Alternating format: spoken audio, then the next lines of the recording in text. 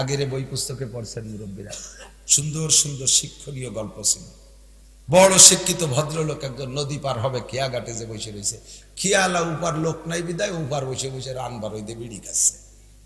এলো কি বারেতে ডাকতেছে, এদিকে খরা ওদিকে আবার ম্যাগ ম্যাগ করে করে বাপ, ওহে কর্ণধার তরি তরে তরাও, মিষ্টি সুরি শুদ্ধ ভাষা, এসছে তোর ভাষা ভালো হয় না। ও খেয়াল আর ছাতায়ও শুনতেছে না। কর্ণধার মানে যে খেয়ালা, আর তরি মানে নৌকর, তর মানে কিনারা, তরাও মানে কিনারে আনো, এ তো জানে না। এটা কে যাচ্ছে আর ও বিড়ি খেয়ে যাচ্ছে ঘন্টা খানিক ধরে। এর মধ্যে এবারের এক কৃষক এই ভদ্রলোকের কাছে এসে বলছে, স্যার কি বলেন, কি হয়েছে, কি আমিও তো বুঝি না কি করেন। তো বাবা আমাকে উপার যেতে হবে, এটা তো বসছে। তখন এই খেয়ালা উপার রয়েছে, আমি কয়ে যে স্যার আপনি যেভাবে ডাকতেছেন ও মরি গেল, আসবে ও তো বুঝতেছেই না, আমি ডেকে দিচ্ছি। এইবারেতে ডাকতেছে, এ অমকের বেটা অমক, উপার বসে তোর বাপের এই হচ্ছিস, বাংলায় করছে। স্যার উপার যাবে শুনিস না, 3-4 গালি দেশে চলিয়েছেন। ভদ্রলোক আশ্চর্য, এত লেখাপড়া শিখে খেয়াল আর আনা শিখলাম না, তাই তো পড়ালেখা না করে কাছাকাছি শিখলি ভালো হতো, সহজে খেয়াল আর আনতে পারতাম। এখন আসছে খেয়ালা, খেয়ায় উঠিয়া উনি বলতেছে, উঠার পরে বলতে, ও হে কর্ণধার তুমি কি বাংলা লেখাপড়া জানো? কয় স্যার একটু যদি জানতাম তাহলে তো কমপক্ষে গার্মেন্টসে চাকরি লেখাতে হতো, এই ঘরের মধ্যে খেয়া বাইয়ে বেড়াই, বাংলা জানি না। তোমার জীবন চারে নাই মিশে, বাংলাদেশে থাকিয়া তুমি বাংলা কথা বাংলা লেখাপড়া জানো না, তোমার জীবন চারে নাই মিশে। আশ্চর্য যে এইরকম তো জীবনে কেউ কোনোদিন করি, ইয়া উঠছে কি তিনি গিয়ে আমার জীবনের বলে চাইরে না মিশে। কদ্দুর যাওয়ার পরে চুপ করে রয়েছে, খাদ্য ভয় পাচ্ছে আর কিছু না কয়। এর ও হে কর্ণধার তুমি কি অঙ্ক জানো?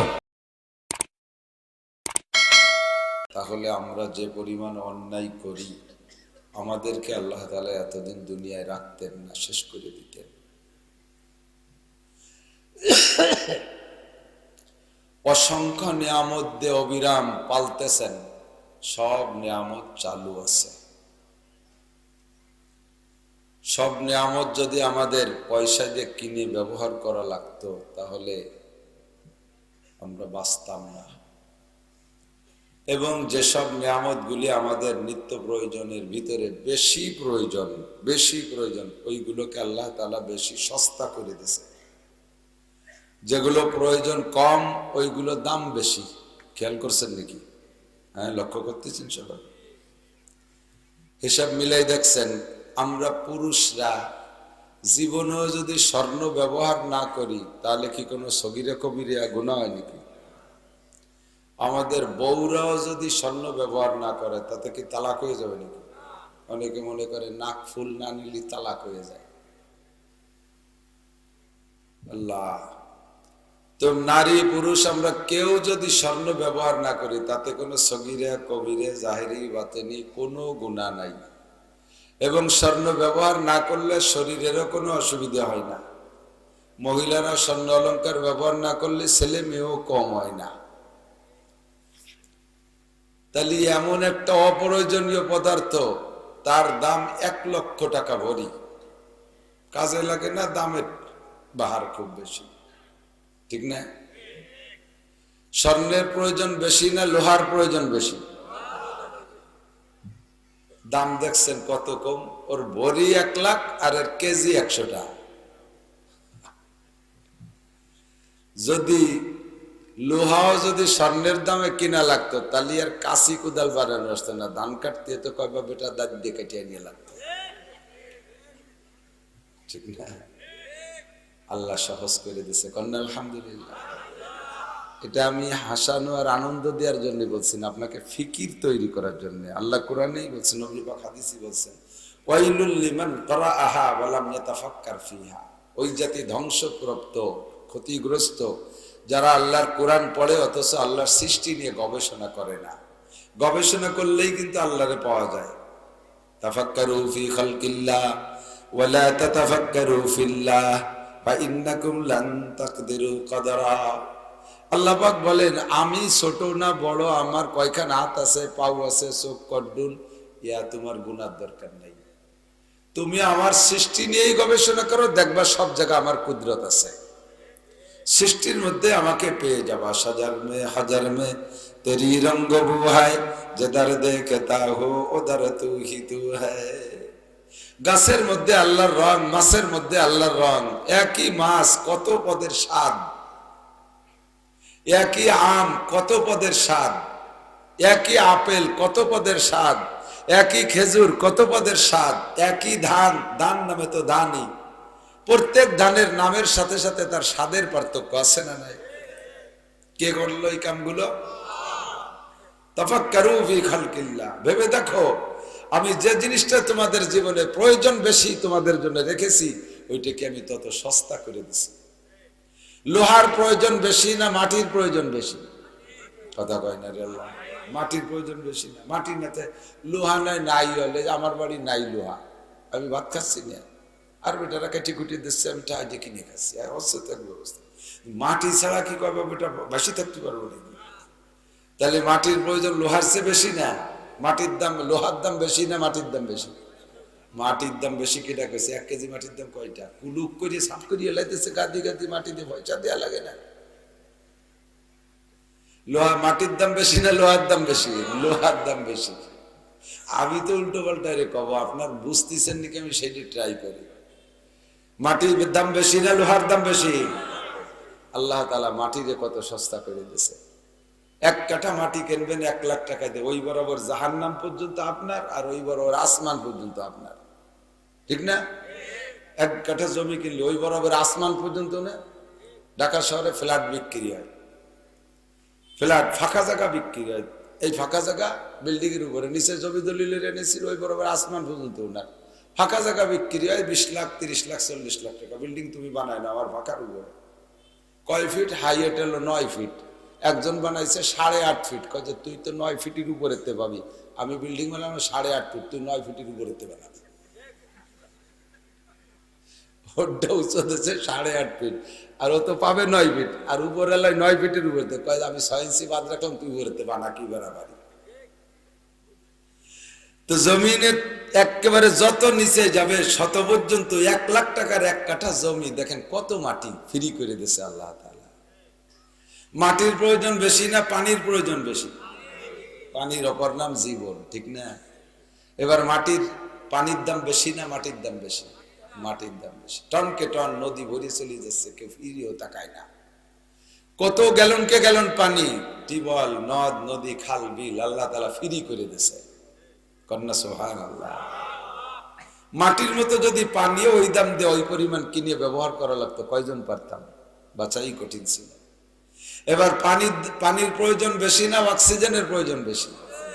অক্সিজেনের প্রয়োজন আরো বেশি না? পানি না খাইয়ে তো 17-18 ঘন্টা রোজা থাকি, 3 দিন 4 দিন পর্যন্ত মানুষে পানি না পাইলে থাকে, কষ্ট করে বেঁচে থাকে। কিন্তু অক্সিজেন না নিয়ে কয়দিন থাকা যায়? 1 মিনিটই গোষ্ঠী শুদ্ধ শেষ, ঠিক না? এবার আল্লাহ তাআলা অক্সিজেনটা একেবারে ফ্রি করে দিয়েছে। কৃত্রিম আবিষ্কৃত যে অক্সিজেন হাসপাতালে আইসিইউতে কিনে ব্যবহার করতে হয়, কত টাকা দাম, কত বিল আসে। দৈনন্দিন বেঁচে থাকতে যদি প্রত্যেক দিন ঘন্টায় 2000 টাকা অক্সিজেন বিল দিয়ে বেঁচে থাকতে হতো, 24 ঘন্টায় 48,000 টাকা। কিটা দিতে পারতেন? কেউ না। বড় লোকরা হয়তো মাস 3 বাঁচত, আমরা গরিব ইত্যা পেটে থাকতে ভয়তে মরে যেতাম, যে বাপ বেঁচে কিসেরও বিলও দিতে পারবে না, খালি খালি হয়ে লাভ নেই। একটু শুকর আদায় করেন, আল্লাহ ফ্রি করে দিয়েছে না? লা ইন শাকারতুম লাযিদান্নাকুম ওয়া লা ইন কাফারতুম ইন্না আযাবি লাশাদীদ। বর্তমানে আরেকটা নতুন শুকরের বিষয়, সারা দুনিয়ায় 800 কোটি মানুষের মধ্যে 200 কোটি পড়ে, 200 কোটি মুসলমান। এক জায়গায় দেশ 57টা মুসলিম কান্ট্রি, সব সারা দুনিয়ার ইসলাম প্রচার হয়েছে, ছড়াইছে মক্কা মদিনার থেকে। ওই মক্কায়ও আমাদের ইসলামের স্বাধীনতা নাই, এভাবে খোলা বটে এতগুলো মানুষ নিয়ে বৈশা ওয়াজ করার সুযোগ মক্কা মদিনায়ও না। আরাফাতের ময়দান, তাও খুতবা দিতে হবে, মাপা ঝুপা হিসাব করা খুতবা। আল্লাহর রহমতে আমরা বাংলার জমিনকে স্বাধীন পেয়েছি, এর স্বাধীনতা আমরা রন্ধে রন্ধে উপভোগ করতেছি। যে কোনো জায়গা মাদ্রাসা, যে কোনো জায়গা মসজিদ, যে কোনো জায়গা মাহফিল, যে কোনো জায়গা তবলিগ, খোলা ময়দানে ঈদের নামাজ, যে কোনো জায়গা জানাজার নামাজ, একটা বোমা আমাদের কোনো জায়গা পড়ে না, ঠিক না? এরও শুকর আদায় করলি আল্লাহ পাক আমাদের স্বাধীনতা কিয়ামত পর্যন্ত রাখবে, বলেন আমিন, জোরে বলেন আমিন। সেই স্বাধীনতার একটা অংশ হিসেবে ইসাফাশা মাদ্রাসা অনেক আগের থেকে আসি, যে সময় দাড়ি সব উঠিয়েও সারে নাই, সব দাড়ি গজায়ও নাই, দাড়ি উঠতে বাকি ছিল, সেই সময় থেকে এখানে আসি। আর দাড়ির উঠা শেষ, এমনি জরা শুরু হয়েছে, কি গেছে সব কি যাচ্ছে। 25-27 বছর আল্লাহ তাআলা এই ময়দানে এই ইসাফাশা মাদ্রাসা অনেকবার আসছে। আমার ওয়াজ আর আপনাদের কিছু করার মতো বাকি নাই। আর এই যে নয়ন টয়ন ওরা কয়টা যা শুরু করছে, ওকে দেখলি আমার বয়ারে সারা বাংলাদেশ চষে বেড়ায়, যে আনে যা ওয়াজ করি গুছাই কুড়ে সব গ্রাম করে ছাড়িয়ে দেয়। নতুন আর কিছুটা হার কায়দা নেই। এই নতুন শব্দটারও নতুন রাখতে পারতেছি না, তাও পুরনো হয়ে গেছে। সব অজানা আছে। 30 পারা কোরআন শরীফ, কয় পারা? একটু মস্ক করেন, কয় পারা? আয়াত কত? 6666 অথবা 6236, দুই রকম গণনা আছে। একটু এই জায়গার পেঁচটা ছাড়াই দেই, খালি তো শুনিয়ে গেলি হবে না। এক গণনায় 6666, আর এক গণনায় 6236। কেন এরকম পার্থক্য? কোন সাহাবা একটা আয়াতে একটু এই পরিমাণে একটা আয়াত মনে করছেন, আর অন্য আর একদল সাহাবারা ওই আয়াতটারে 2 ভাগ মনে করছেন, যে না ওটা এই পর্যন্ত এক আয়াত, এখান থেকে এইটুকু আর এক আয়াত। এভাবে কের কাছে একটু বেড়ে গেছে।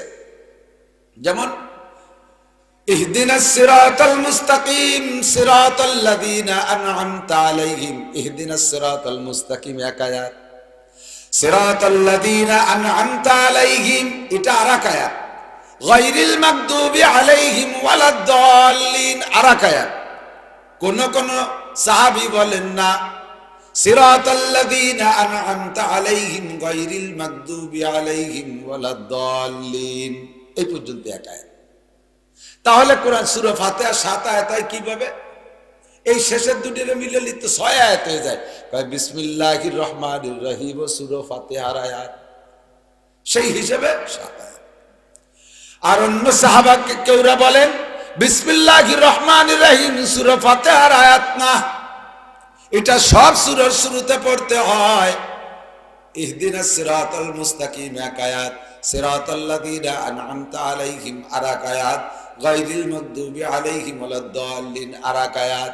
এই কারণে আয়াতের এই ইখতিলাফের কারণে কেউ বলে 6666, আর কোন কোন সাহাবায়ে কেরাম বলেন না 6236। নবী পাক এই সংখ্যা বলে দিয়ে যান না, এটা সাহাবায়ে কেরাম বিন্যাস করছে। কোরআন শরীফের ভিতরে 6236 আয়াত।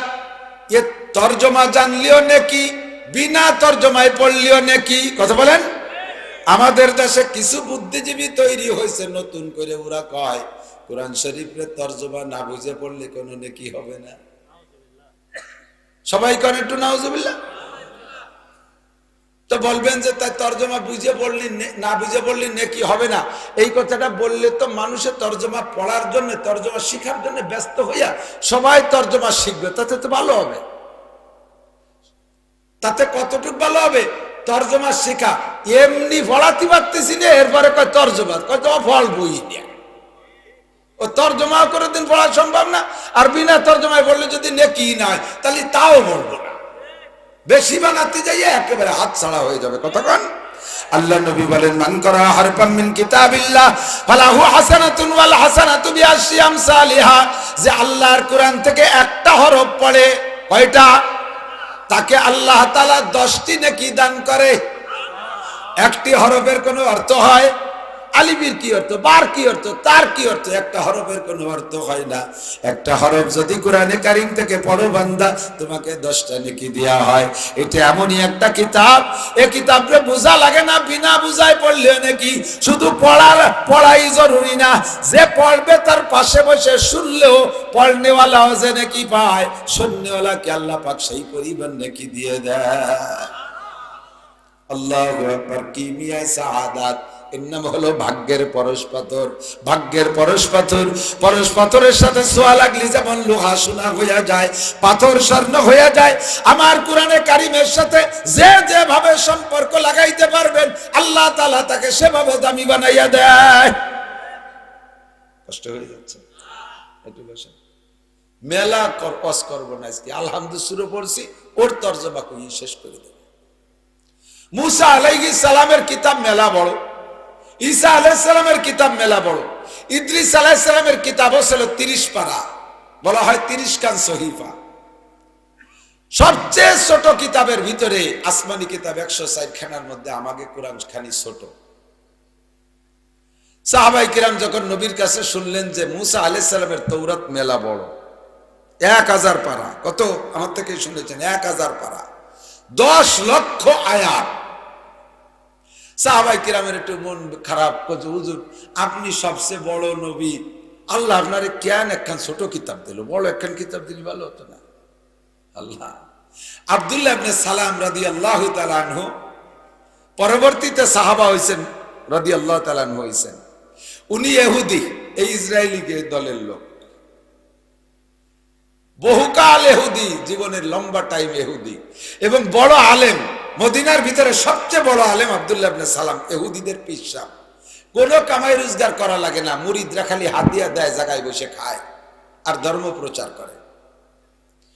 এই আব্দুল্লাহ ইবনে সালাম রাদিয়াল্লাহু তাআলা আনহু নবী পাক সাল্লাল্লাহু আলাইহি ওয়াসাল্লাম মক্কায় আবির্ভাব হয়েছেন, নবুয়তি পেয়েছেন, দাওয়াতের কাজ চলতেছে, এই খবর শুনছে, কিন্তু উনি যায় না কলেমা পড়তে।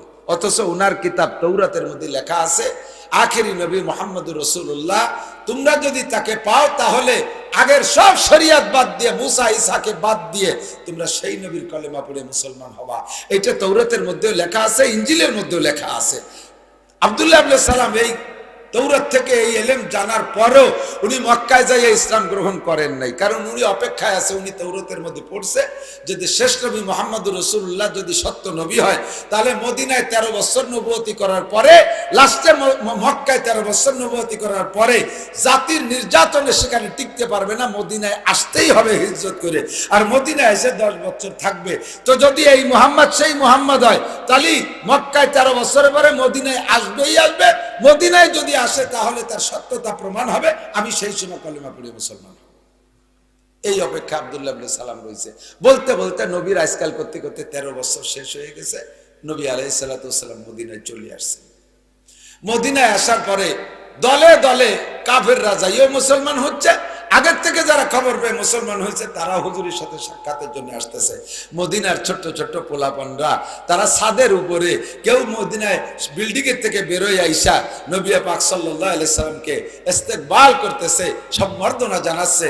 তালাল বাদরু আলাইনা মিন সানিয়াতিল ওয়াদা ওয়াজাবা শুকরু আলাইনা মাদা লিল্লাহি দা। আল্লাহু আকবার। তালাল বাদরু আলাইনা, আমাদের উপরে পূর্ণিমার চাঁদ উদিত হয়েছে। ওয়াজাবা শুকরু আলাইনা, কাজে এই চাঁদের উপরে আমাদের শুকর করা ওয়াজিব হয়ে গেছে।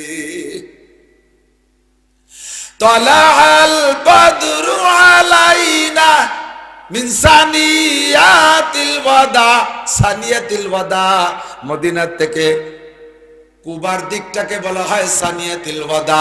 সানিয়াতিল ওয়াদা থেকে নবী পাক আসতেছে। ওয়াজাবা শুকরু আলাইনা মাদাহা লিল্লাহি দা, যতবার আমাদেরকে আল্লাহর পক্ষ থেকে কোনো বুলানেওয়ালা বুলাইবে, ডাকনেওয়ালা ডাকবে, দাওয়াত দেনেওয়ালা দাওয়াত দিবে, তাদের দাওয়াতে সাড়া দেওয়া, তাদের ডাকে সাড়া দেওয়া আমাদের পর ওয়াজিব হইয়া যাইবে। ছোট্ট ছোট্ট মেয়েরা ছেলেরা ময়দানে নেমে নবী পাককে এভাবে অভ্যর্থনা জানাইতেছে। যাকে যাকে সাহাবা আসছে নবী পাকের কদমের কাছে দোয়া নিচ্ছে আর বয়ান শুনতেছে। আমার নবী মদিনায় যাইয়া সর্বপ্রথম একটা বয়ান দিয়েছেন। হযরত আব্দুল্লাহ ইবনে সালাম রাদিয়াল্লাহু তাআলা আনহু প্রথম দিনই গিয়েছেন। এই নবী কি সেই নবী কি না ট্রাই করার জন্য, প্রমাণ করার জন্য ওখানে যাইয়া সাহাবাদের মধ্যে বসে গেছে। নবী পাকের জবান থেকে যেই বয়ানটা সর্বপ্রথম শুনেছেন মদিনায় যাইয়া নবী যে ওয়াজটা এক নম্বরে করেছেন, এক নম্বরে এই হাদিসটা হুজুর বলছেন আফসুস সালাম। এ মুসলমান, আফসুস সালাম, বেশি বেশি সালাম দাও। বলেন বেশি বেশি একে অপরকে সালাম দাও। সালামের ভিতরে রয়েছে দোয়া। আসসালামু আলাইকুম ওয়া রাহমাতুল্লাহি ওয়া বারাকাতুহু, আসসালামু আলাইকা ওয়া রাহমাতুল্লাহি ওয়া বারাকাতুহু। যেভাবেই বলেন আল্লাহর পক্ষ থেকে শান্তি তোমার উপরে হোক, আল্লাহর রহমত তোমার উপরে হোক, আসমান থেকে বরকত তোমার উপরে নাজিল হোক।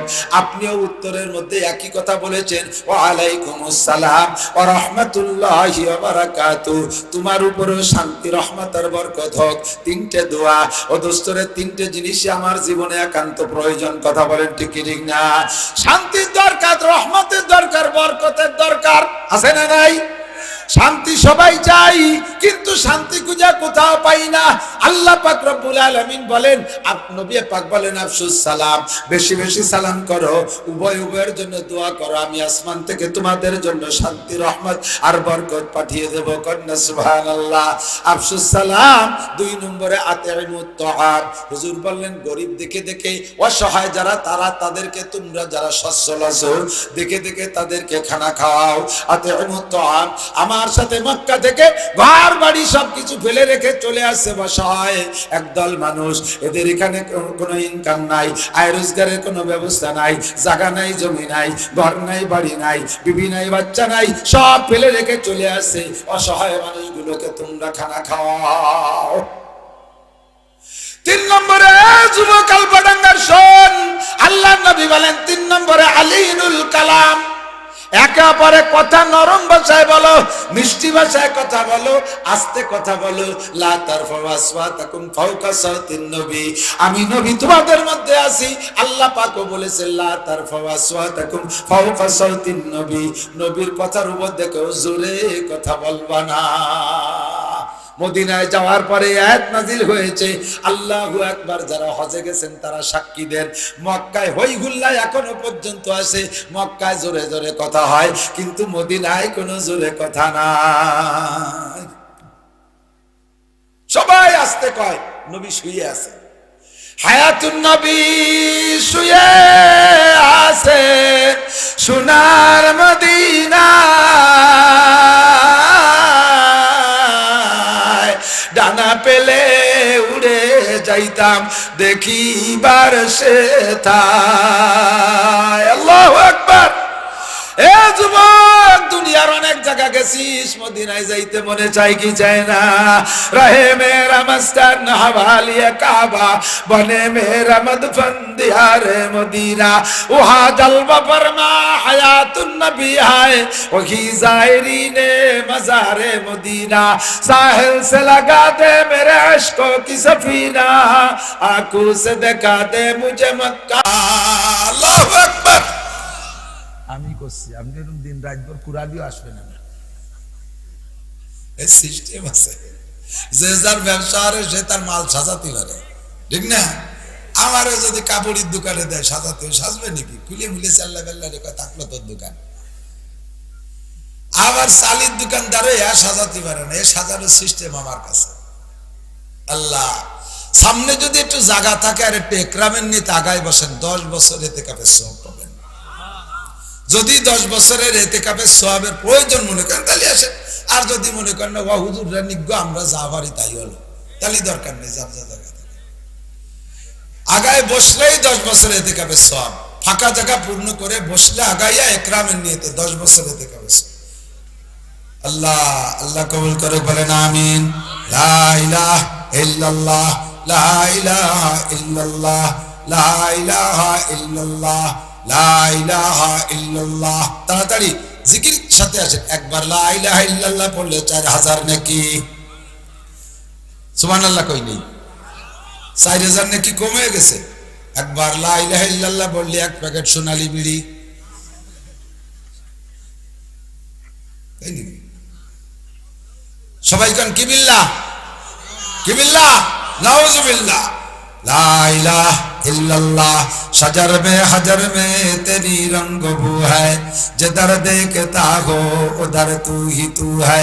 पर्दे हस्ती अगर सूजी बना रे ला इलाहा आज़मा बे पर्दा बीनी नूर इल्लल्लाह हरा। ला इलाहा इल्लल्लाह, ला इलाहा इल्लल्लाह, ला इलाहा इल्लल्लाह, ला इलाहा इल्लल्लाह। कद्रगार शाबदान दिया बेदानद जवाहरी, कद्रे गुलबुल बुल बेदानद या बेदानद शापरी। 4000 নেকির কত দাম, এটা আইসো পাইছো আড়াইনি বাড়াইনি রে বুঝতে পারবো না। মদ কর গাঁজা করে এবা করে লালটু বল্টু জুয়েল টুয়েল রে বুঝতে পারবো না। ও বন্ধু রে, নেকির মর্যাদা বোঝে যে নেকি খোঁজে সে, কথা কান ঠিক না?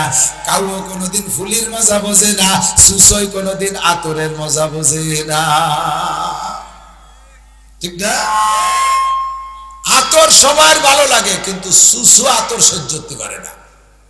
ঘরের ভিতরে যদি সুসু আসে, কোনো তদবির দিয়ে ঠেকাতে না পারলে এক শিশি আতর মারিয়ে দিবেন, যে কদিন গিরান থাকলে সুসু আসবে না। একটু কমাই দাও, কুরকুর হতেছে কেন? রহে মেরা মস্কন হওয়ালিয়ে কাবা, बने मेरा मदफन दियार मदीना। वहाँ जलवा फरमा हयातुन नबी है, वही जायरीने मजार मदीना। দুনিয়ার অনেক জায়গা গেছো, কক্সবাজার, কুয়াকাটা, নিরিবিলি পার্ক, ইকো পার্ক, সরোয়ার্দী উদ্যান, বিভিন্ন জায়গা যে তসবি টিভি টুবি আইছো, কিন্তু জীবনে একটা বার মক্কায় যাব নিয়ত আছে ইনশাআল্লাহ, মদিনায় যাব নিয়ত আছে কার কার?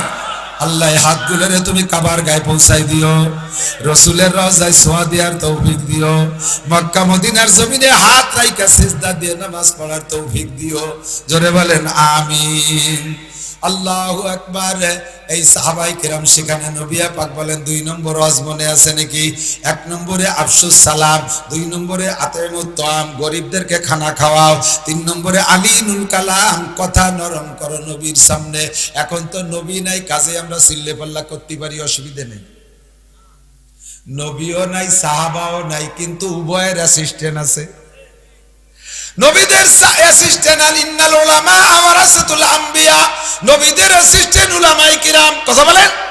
আর সাহাবায়ে কিরামদের অ্যাসিস্ট্যান্ট আপনারা, বলেন আলহামদুলিল্লাহ। আরে আল্লাহর নবী বলেন মান তাসাব্বা বিকওমিন ফাহুয়া মিনহুম, যার সাথে যার মিল হবে তার সাথে তার হাসর হবে। উলামায়ে কিরাম নবীদের সাথে মিল, নবীদের সাথে জান্নাতি। এবার আপনারা সাহাবায়ে কিরামদের সাথে মিল, সাহাবায়ে কিরাম জান্নাতি না জাহান্নামী? জান্নাতি। আপনারা সাহাবায়ে কিরামদের সাথে জান্নাতে যাবেন, কন্যা সুবহানাল্লাহ। শর্ত হলো তাদের সাথে মিলাইতে হবে আলিনুল কালাম, ভাষা নরম করতে হবে, কথা আস্তে বলতে হবে। আদব তাজ ইস্তিয়াজ লুৎফে ইলাহি, বেনে বরসর বেরো হার যাকে খাহি। এ যুবক, আলবাডাঙ্গার যুবক, ফরিদপুরের যুবক, ভাষা কন্ট্রোল করো, নিজেকে সভ্য ভদ্র বানাও, তুমি দামি হবে ইনশাআল্লাহ। মানুষের কাছে দোয়া পাবা, মানুষের কাছে দোয়া পাবা। ভদ্রতা শিখাই দেওয়া লাগে না, আদব ভদ্রতা নিজের থেকে তৈরি করতে হয়। বরঞ্চ যদি শিখতে চাও তাহলে একজন বেয়াদবের কাছ থেকে শিখতে পারো। একজনের জিজ্ঞেস করছে তুই এত ভদ্র কেন, এত আদব কোত্থেকে শিখলি? আজ বেয়াদব, বেয়াদবদের কাছ থেকে আদব শিখছে। তার মানে বেয়াদবের কাছ থেকে আদব শিখে কি? মূর্খর কাছ থেকে ডাক্তারি শিখছে, এই হয় নাকি? কিভাবে শিখলি? বেয়াদব কথায় কথায় বেয়াদবি করে, আমি তো দেখি। আর ওই বেয়াদবি দেখে মুরব্বীরা কয় বেয়াদব থাম। আমি বুঝি যে এই যে কাজ বেয়াদবি হয়েছে ওইটা আমি করি না। এইভাবে সব বেয়াদবি গুলো চিনিয়ে ফেলাইছি, আর এই শুনি শুনি আমি বাদ দিছি। আমরা এখানে আসি, আসার পরে কেউ কেউ কোনো যুবক কয় হুজুর কয় টিপ মারিয়ে আইছেন? হ্যাঁ, আমার সাথে সাক্ষাৎ করতেছেন। তোর ভাই ধরি, তুই এরকম সাক্ষাৎ করিস না আমার সাথে। জামাইতি শ্বশুরে আব্বা কয় না। একটা মেয়ে বিয়ে দিছে, একটা জামাই, তো একটু আব্বা কলি বলতে তো কয়নি, কথাই কয় না শ্বশুরের সাথে, লজ্জাতে সে করবে কায়দা। কারণ ওই জামাইয়ের শ্বশুর জামাইয়ের বাপের কাছে নালিশ করছে, তোমার ছেলে আমার সাথে কথাই কয় না। কি একটা মোটরসাইকেল কিনে দেবো, কারে দেবো, কোন আবালটা কিনে দেবো, ওর দিয়ে কি হবে? মোটরসাইকেল চালা আসতে চলে যাবে, আমার সাথে সালাম কালাম করবে না, একটু কথা টথা কথি।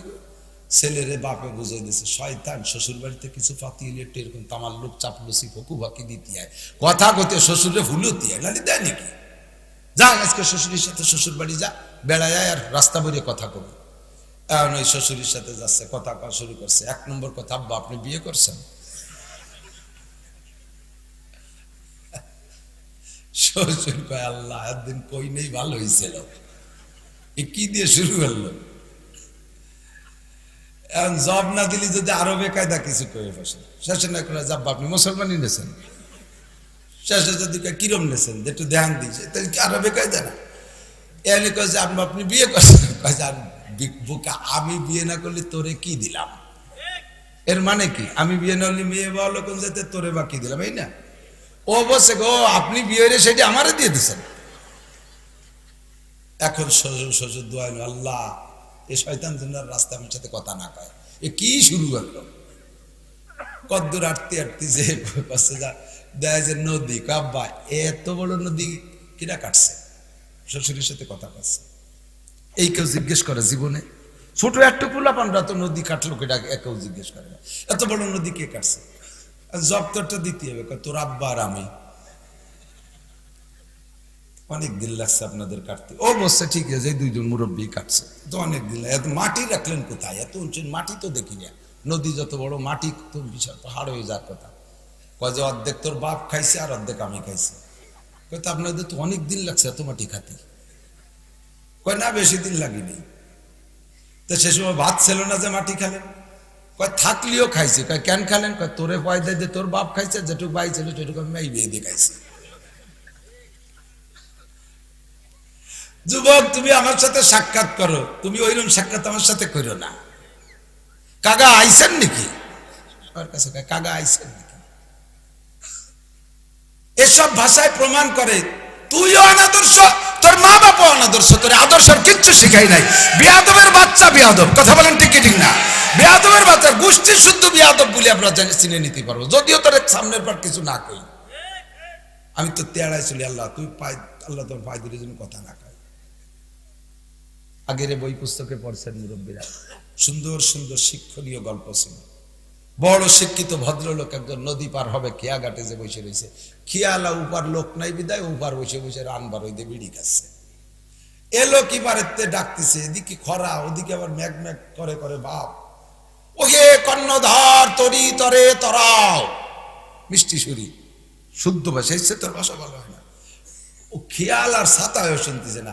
কর্ণধার মানে যে খেয়ালা, আর তরি মানে নৌকর, তর মানে কিনারা, তরাও মানে কিনারে আনো, এ তো জানে না। এটা কে যাচ্ছে আর ও বিড়ি খেয়ে যাচ্ছে ঘন্টা খানিক ধরে। এর মধ্যে এবারের এক কৃষক এই ভদ্রলোকের কাছে এসে স্যার কি বলেন, কি হয়েছে, কি আমিও তো বুঝি না কি করেন। তো বাবা আমাকে উপার যেতে হবে, এটা তো বসছে। তখন এই খেয়ালা উপার রয়েছে, কয় যে স্যার আপনি যেভাবে ডাকতেছেন ও মরি গেল, আসবে ও তো বুঝতেছেই না, আমি ডেকে দিচ্ছি। এইবারেতে ডাকতেছে, এ অমকের বেটা অমক, উপার বসে তোর বাপের এই হতেছি, বাংলায় করছে। স্যার উপার যাবে শুনিস না? 3-4 গালি দেশে চলিয়েছেন। ভদ্রলোক আশ্চর্য, এত লেখাপড়া শিখে খেয়াল আর আনা শিখলাম না, তাই তো পড়ালেখা না করে কাছাকাছি শিখলি ভালো, সহজে খেয়াল আর আনতে পারতাম। এখন আসছে খেয়ালা, খেয়ায় উঠিয়া উনি বলতেছে, উঠার পরে বলতে, ও হে কর্ণধার তুমি কি বাংলা লেখাপড়া জানো? কয় স্যার একটু যদি জানতাম তাহলে তো কমপক্ষে গার্মেন্টসে চাকরি লেখাতে হতো, এই খরার মধ্যে খেয়া বাইয়ে বেড়াই, বাংলা জানি না। তোমার জীবন চারে নাই মিশে, বাংলাদেশে থাকিয়া তুমি বাংলা কথা বাংলা লেখাপড়া জানো না, তোমার জীবন চারে নাই মিশে। আশ্চর্য যে এইরকম তো জীবনে কেউ কোনোদিন করি। উঠছে কি গিয়ে আমার জীবনের বলে চাইরে না মিশে। কদ্দূর যাওয়ার পরে চুপ করে রয়েছে, খাদ্য ভয় পাচ্ছে আর কিছু না কয়। ও হে কর্ণধার তুমি কি অঙ্ক জানো?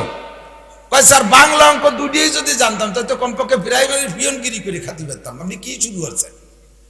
কিছু জানি না, আমি টাকাও 1 কোটি 2 কোটি এর গুনি। তাহলে তোমার জীবন আটা নাই মিশে। ভদ্রলোক উনারা মিশে বানাতে তাহলে খেয়াওয়ালা কোসাল্লাহ ইয়া উপার ছিলাম ভালো ছিল, ইয়া উঠোতে আমি এবার আসলাম কে, আমারে খালি মিশেই বানাচ্ছে। খালিক দূর যে কয় হে কর্ণধার তুমি কি ইংরেজি লেখাপড়া জানো? কয় স্যার আমার আব্বাও জানে না।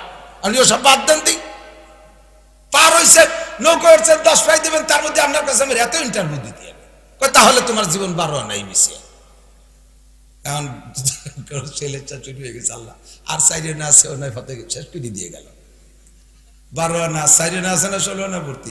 এর মধ্যে ম্যাগ হয়েছে, ধুমসা ম্যাগ, ঝড়ও ছাড়িয়ে দিছে, ঢেউ সেই রকম শুরু হয়েছে। এখন খেয়াল আস্তে বটে ডিল দিয়ে সুন্দর মনের সহি গুনগুন করতেছে, গান গাইতেছে। নৌকার উপর দিক না নিয়ে ভিতর দিকে খালি ভাই বেড়েছে, ও হে কর্ণধার তাড়াতাড়ি নৌকা বাও, আকাশে মেঘ করেছে, ঝড় ছেড়েছে। খেয়াল আকাশ আর একটু পরে যাই, এতক্ষণ খরার মধ্যে দিয়ে ভাই বেড়াইছি, এখন মেঘ হয়েছে, একটু ঠান্ডা হয়েছে, একটু আরামসে ভাই বেড়াই। কয় না তাড়াতাড়ি ভাও, নৌকো ডুবে যাবে। কয় কোনো সমস্যা নাই, সাঁতার কেটে উপার যাবো। ভদ্রলোক আমি তো সাঁতার কাটতে জানি না। কে এলাকায় তাহলে তোর জীবন 16 আনাই মিশিয়া, কথা কন না কেন? আমার তো 12 আনাই যে ট্যাক্সে 4 আনা আছে, তোর 16 আনাই শেষ। নৌকো ডুবে যাবে, আমি সাঁতার কেটে উপার চলে যাব। নৌকো ডুবে যাবে, তুই শীতে থাকবি, তোর পেটটা শিয়াল শকুনি খুঁচিয়ে খুঁচিয়ে খাবে। বুট হয়ে থাকবি, তোর ভাষা খুঁচিয়ে খাবে কাউ হয়। কাজেই তোর জীবন 16 আনাই মিশে, ঠিক কি ঠিক না? বুঝছেন কথা? হ্যাঁ, এজন্য আমি বলছি যুবক, কথা বলবা যার সাথেই বলো, তুমি আদব রক্ষা করে কথা বলবা। মুরব্বীদের সাথে, স্যারের সাথে, উস্তাদের সাথে, উলামায়ে কেরামের সাথে আদব রক্ষা করে কথা বলবা। আস্তে কথা বলো, তাহলে তোমাকে সকলে ভদ্র জানবে, ভালোবাসবে, আদর করবে, ঠিক না? হুজুর বলেন আলীনুল কালাম, মানুষের সাথে কথা বলবা আস্তে আস্তে। 4 নম্বর আর একটা ওয়াজ হুজুর করলেন মদিনায় যায়া, সল্লু বিল লাইলি ওয়ান নাসু নিয়াম। অন্য রিওয়ায়াতে আছে ওয়াসিলুল আরহাম, তোমরা সিলায়ে রহমি করো, আত্মীয়তা বন্ধন ঠিক রাখো, আত্মীয়তা ভঙ্গ করো না। এদিকে আমার এই কথাটা একটু বুঝতে হবে, আমার দিক তাকান। আত্মীয়তা বন্ধন ঠিক রাখো, ভেঙ্গে দিও না। সিলমান কথা আঁকা, এই হাদিসের সাথে আরেকটা হাদিস আছে, সিলমান কথা আঁকা। আত্মীয়তা বন্ধন ঠিক রাখো কার সাথে? যে তোমার থেকে আত্মীয়তা বন্ধন ভেঙে দিতে চায় তার সাথে তুমি আগাইয়া বন্ধন করো। যার সাথে আছে তার সাথে তো আর করা লাগতেছে না। কিন্তু আমাদের বিভিন্ন ভাবে, বিভিন্ন কৌশলে আমরা আত্মীয়তা বন্ধন ছিন্ন করি। কিভাবে? যে আমার সাথে সদ্ব্যবহার না করবে আমি তার সাথে করব না। আপনার ভাইরা ভাই আপনার বাড়ি আসার সময় মিষ্টি নিয়ে আসে নাই, এর জবাবে আপনার কি করা উচিত? নবী কয় তুমি 2 কেজি বেশি নিয়ে যাবে আগের বারের। আমরা কি করি? ও মিষ্টি নিয়ে আসে নাই, ওর বাড়ি আমিও কিছু নিয়ে যাব না। ও আমার মেয়ের বিয়েতে কিছু দেয় নেই, ওরও কিছু দেব না। কথা কন? ও আমার এই করে দেয়নি, আমার ডাকে আসে না, আমিও তার ডাকে যাব না। ও আমার আব্বার জানাজায় আসে নাই, ওর বাপের জানাজায় যাব না। হ্যাঁ, ও আমি বললি জানাজায় আসে নাই, ও বললি আমি যাব না।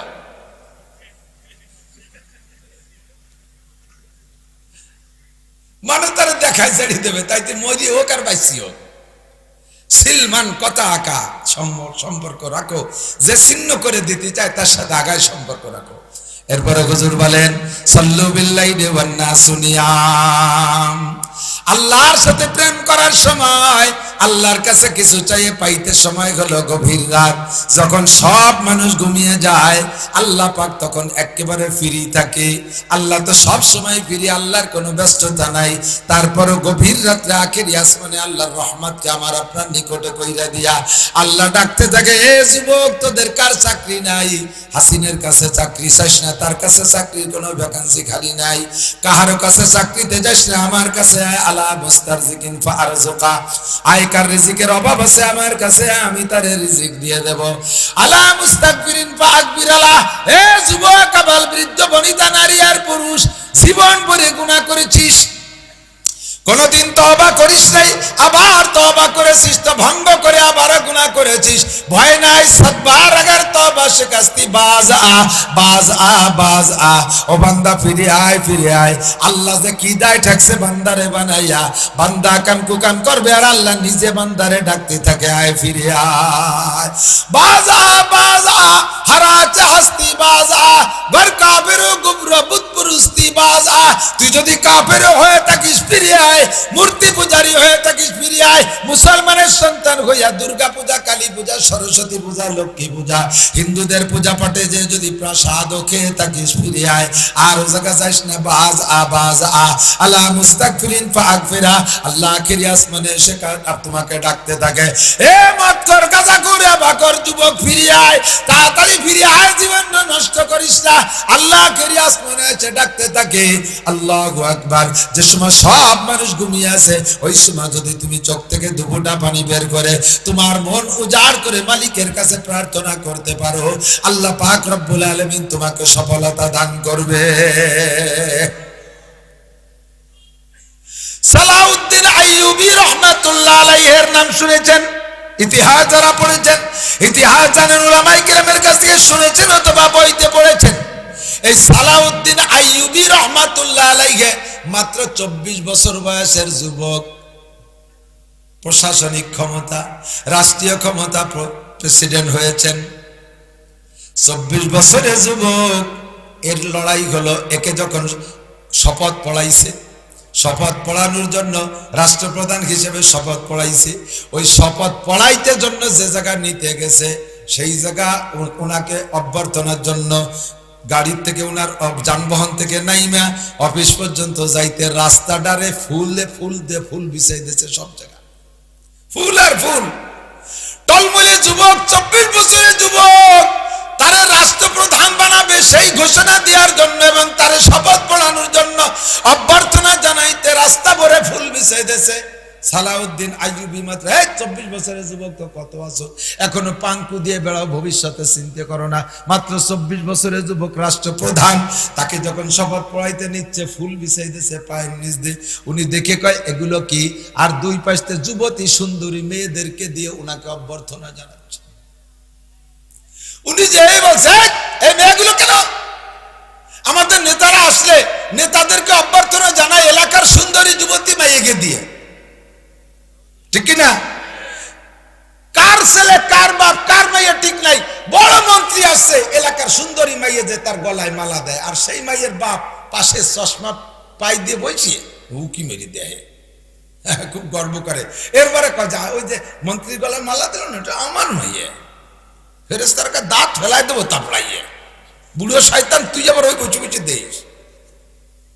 সালাউদ্দিন আইয়ুবীকে শপথ পাঠ করানোর জন্য নিচ্ছে দুই পাশে সুন্দরী মেয়েরা।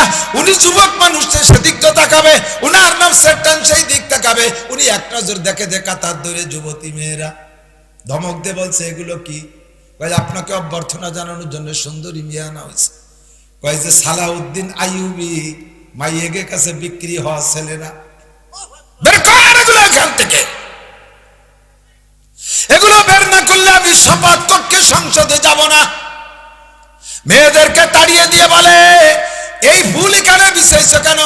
আপনার অভ্যর্থনার জন্য। আমি ফুলের উপর দিয়ে হাঁটবো না, আমি ফুলের উপর দিয়ে হাঁটবো না, আমি হাঁটবো এই ময়দানে ইহুদিদেরকে কাইটা কাইটা এমন করে টুকরো টুকরো ফেলাইয়া, এই ফুল যেমন পাপড়ি ছড়ানো হয়েছে, ইহুদিদেরকে কাইটা তাদের হাত পা আলাদা করে টুকরো টুকরো করে ফেলানো হবে, তাদের বুকের উপর দিয়ে আমি হেঁটে যাব। আমি সেই সালাউদ্দিন আইয়ুবী। ও যুবক, তুমি সালাউদ্দিন আইয়ুবীর উত্তরসূরি হইয়া তুমি ইহুদ নাসারাদের পা চাটা হইয়া থাকো। এবার সালাউদ্দিন আইয়ুবী যুদ্ধ করার জন্য ইহুদিদের সাথে প্রস্তুতি নিয়েছেন। ইহুদিরা ছিল 1 লক্ষ সেনা, আর সালাউদ্দিন আইয়ুবীর সেই সময় সেনাবাহিনী ছিল 30,000।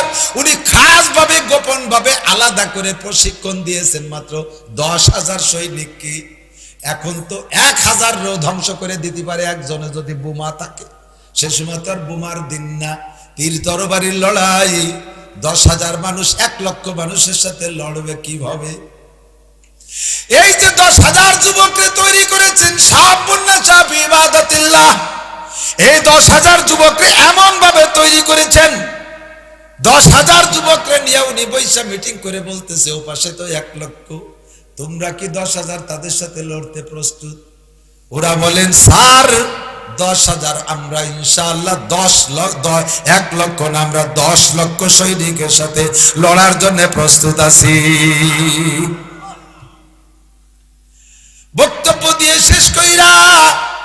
আগামীকাল যুদ্ধে নামতে হবে।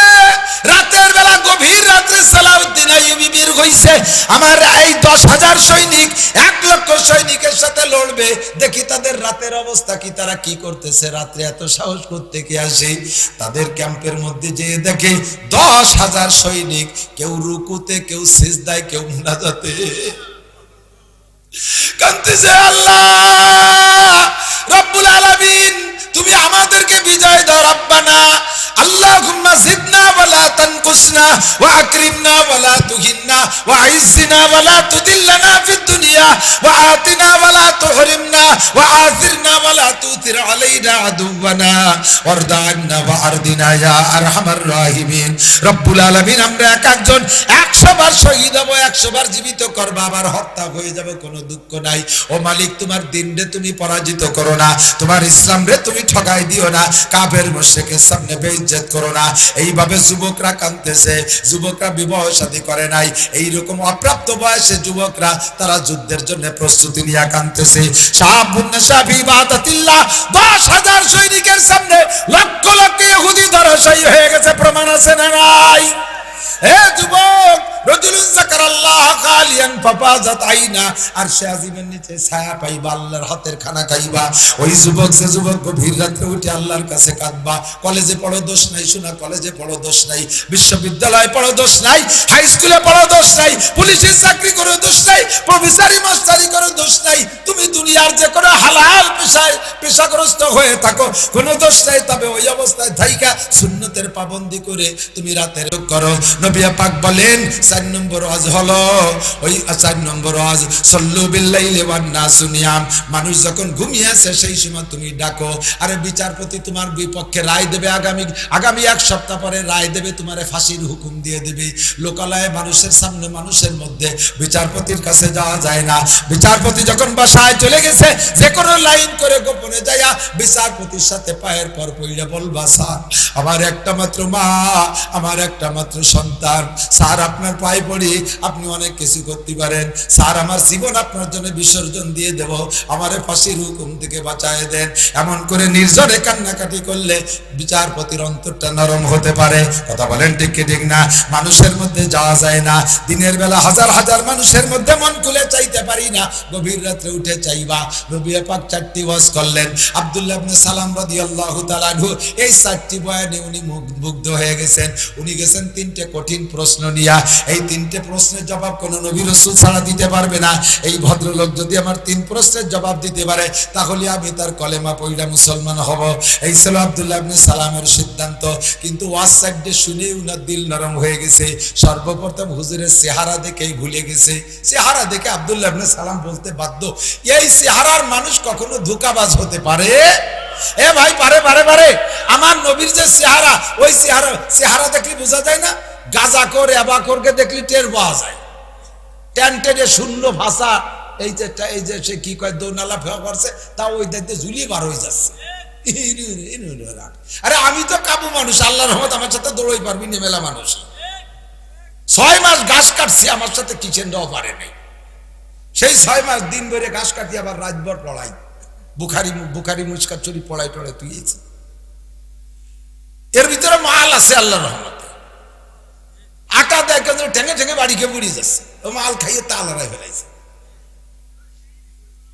গাঁজাখোর দেখলে চেনা যায়, চোরের চেহারা দেখলে চেনা যায়, লুচ্চকের চেহারা দেখলে চেনা যায়, ঘুষখোরের চেহারা দেখলে চেনা যায়, সুদখোরের চেহারা দেখলে চেনা যায়, নামাজি মানুষের চেহারা দেখলে চেনা যায় কি যায় না? আল্লাহ কয় সীমাহুম ফি উজুহিহিম মিন আতারিস সুজুদ। আরে নামাজি মানুষ যত কালো হোক না কেন, একটা না 40 দিন যদি সে নামাজ পড়ে, দেখবেন তার কালো চেহারার ভিতরে নামাজের একটা নুরানি ফোকাস বের হয়। ঠিক কি ঠিক না? আর বেনামাজি যদি উজ্জ্বল ফর্সা হয়, তবু তার চেহারার ভিতরে কুফরির একটা মেঘাচ্ছন্ন ছায়া ভেসে ওঠে, ওর ভিতরে হিংস্র ভাব দেখা যায়। কথা বলেন ঠিক কি ঠিক না? আল্লাহু আকবার। আব্দুল্লাহ ইবনে সালাম বলেন, যেই চেহারাটা দেখলাম ওই চেহারা কোনোদিন ধোঁকাবাজ হইতে পারে না, মিথ্যাবাদীর চেহারা হইতে পারে না, 2 নম্বর নবীর চেহারা হইতে পারে না। আমি মনে মনে তৈরি হয়ে গেছি কলেমা পড়বো। তারপরে 3টে প্রশ্ন করেছি, 3টে প্রশ্নের সুন্দর জবাব দিয়ে দিয়েছে। আমি তৌরাত তৌরাতের মধ্যে যে জবাব পড়েছি সেই জবাবই উনিও দিয়ে দিলেন, অথচ উনি তৌরাত পড়েন নাই। আমি সিদ্ধান্ত নিয়েছি কলেমা পড়বো। পরের দিন আসছি আবার নবীর কাছে, আজকের দিন কলেমা পড়ি নাই। পরের দিন আইসা নবী পাককে বললাম, হুজুর আমি তো কলেমা পড়বো, আমি কলেমা পড়ে মুসলমান হইয়া ঘরের মধ্যে আবদ্ধ থাকবো। আপনি এই মদিনার ইহুদিদেরকে ডাইকা আমার সম্পর্কে জিজ্ঞেস করবেন, দেখবেন তারা কি জবাব দেয়। এরপরে আমি যখন আত্মপ্রকাশ করব, এরপরে দেখবেন তারা কি কয়। এই ইহুদি যে কত বড় সিটার আর বাটপার, এদের মতো বাটপার আর 2 নম্বর হয় না। এক মুখে 2 কথা কয়, এক মুখে 14 কথা কয়। কয়েকদিন আগে কইছে গাজা যদি জিততে পারি তাহলে ফিলিস্তিনদের হাতে আর মধ্যপ্রাচ্যের মুসলিম কান্ট্রির হাতে দিয়ে দেব, তারা গাজারে শাসন করবে। এরপরে কয়েকদিন পর কয় না আমি এত খাইটে পিঠে আমি গাজারে জয় করব, এ আবার কার কাছে দেব, এ শাসন আমিই করব। এক মুখে 2 কথা। এই কয়েকদিনের মধ্যে নেতানিয়াহু কইছে কি কয় নাই, এই ইহুদির বংশ মদিনায় আব্দুল্লাহ ইবনে সালাম কলেমা পড়িয়া ঘরের মধ্যে যে বসে আছে, নবী পাক বাসা বাসা কয়জন ইহুদির এটাকে বলে, ও ইহুদিরা আব্দুল্লাহ ইবনে সালাম কেমন মানুষ তারা কি তোমরা চেনো? ইহুদিরা কয়, ওরে বাবা কি জিজ্ঞেস করছেন, কোথায় আব্দুল্লাহ ইবনে সালাম আর কোথায় মুহাম্মদ? আপনার চাইতে লক্ষ কোটি গুণ দামি আব্দুল্লাহ ইবনে সালাম। বড় আলেম, তার বাপ আলেম, তার দাদা আলেম, তার মাতুল আলেম, তার পৈতৃক আলেম, সব গোষ্ঠী যুদ্ধ আলেম, বুজুর্গ, আল্লাহ ওয়ালা, বহুত বড় মুত্তাকিন, বংশীয় ভাবে শ্রেষ্ঠ। কয় কি যে আব্দুল্লাহ ইবনে সালাম যদি কলেমা পড়ে, কয় হতেই পারে না। বরঞ্চ আব্দুল্লাহ ইবনে সালাম যদি শোনে যে আপনি আইছেন এই জায়গা, তাহলে আপনারও খবর আছে। হুজুর রে কইতে কইতে আব্দুল্লাহ ইবনে সালাম ঘরের মধ্যে বের হয়েছে। আসার সময় জবানেই আশহাদু আল্লাহ ইলাহা ইল্লাল্লাহ ওয়া আশহাদু আন্না মুহাম্মাদান আবদুহু ওয়া রাসূলুহু, এই কলেমা পড়তে পড়তে ওই ইহুদিকে মধ্যে আব্দুল্লাহ ইবনে সালাম ঘরের থেকে বের হয়েছে। কেডা? কয় যে আব্দুল্লাহ ইবনে সালাম। এই শুরু হচ্ছে, তুই খারাপ, তোর মা খারাপ, তোর আব্বা খারাপ, তোর গোষ্ঠী যুদ্ধ খারাপ, জীবন বলে মূর্খ, আমাকে সহে ধুলো দিয়ে পিরগিরি কলাই খুঁটিয়ে মুছে খাইছো, আর আজকে এসে মুহাম্মাদের কাছে তুমি ধরা খাইছো। আব্দুল্লাহ ইবনে সালাম বললেন, দেখলেন হুজুর এর নাম হলো ইহুদি। মুসা আলাইহিস সালামরে জ্বালাইছে, এই কতদিন আমারে জ্বালাইছে, এখন শুরু হচ্ছে আপনারে জ্বালানো। ইহুদিরা আব্দুল্লাহ ইবনে সালামকে ধিক্কার দেয়, সুহিখাতি গুতি কিলে সিলি আমাকে পীর কামাই রোজগার করা লাগে নাই। মাগরিবের সময় কালেকশন হচ্ছে, জোহরের সময় করছো, আসরের 5 ওয়াক্ত কামাল কালেকশন হচ্ছে, গাদি মারি টাহা পান গুনার মতো বুনিয়ে গুনিয়ে ঘর ভরছো, আর তাই এখন কপালে উল্টো টান টানছে, কপাল পড়ছে, তাই না? তোমার বড় নবীরে ছাড়িয়ে তুমি মুহাম্মাদের মতো কোটি নবীর কাছে যে বায়াত হইছো। তোমার কিতাব 1000 পারা আর মুহাম্মাদের কিতাব 30 পারা। তোমার নবী মুসা আলাইহিস সালাম ডাইরেক্ট আল্লাহর সাথে কথা কয়, আর মুহাম্মদ কথা কয় জিবরাইলের মাধ্যমে। কার নবী বড়? তুমি বড় নবীরে ছাড়িয়ে দিয়ে ছোট নবীর কাছে মুরিদ হইছো। হ্যাঁ, এ নবী কি নবী, এ কি কয় তা তো মানুষই কয় না। যদি নবী বড় হবে কথা কবে বড় বড়, সে কথা কয় ছোট ছোট। নাহেল লোমটানি সাফ করো, বগল পরিষ্কার করো, তারপরে নখ কাটো, আরো আর এক জায়গায় তেটু পরিষ্কার করে ফেলাও, কুলুক করো। এটা নবীর কথা হলো, সে কবে বড় বড় কথা। আব্দুল্লাহ ইবনে সালাম ধমক দেখায়, কবিসির দল, আমার নবী বড় নবী, তার প্রমাণ শোন।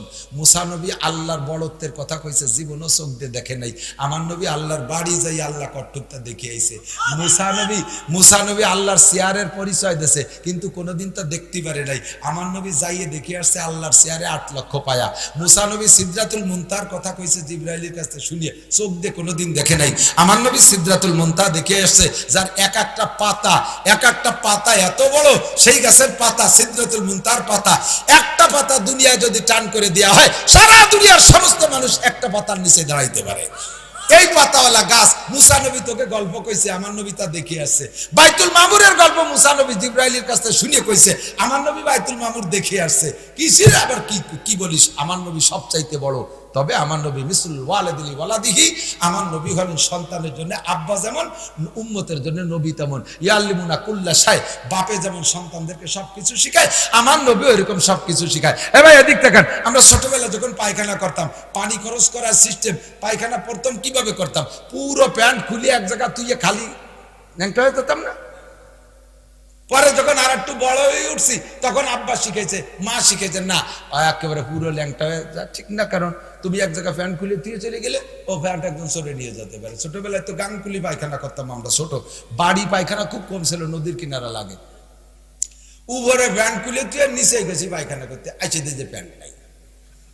ওই আমার মতো আর একজন তা সারি থুইছে, এই কান্তি কান্তি বাড়ি এসে আব্বা কয় বাবা তাহলে আর ওভাবে পায়খানা করা যাবে না, প্যান্টে হাঁটুর মধ্যে বাজ দিয়ে এইভাবে বসতে হয়। পয়লা পয়লা ভয়ার তো যে মাহায় যায় নাকি, ঠিক না?